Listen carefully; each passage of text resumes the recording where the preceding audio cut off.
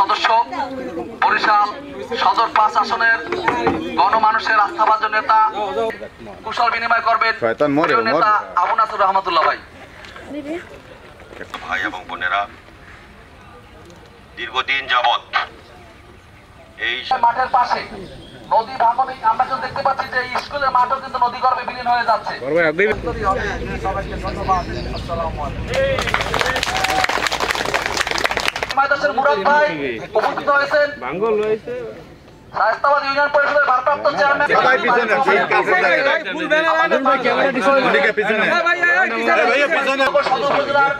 সকল অঙ্গ সংগঠনের বিভিন্ন পর্যায়ে সময় উপস্থিতি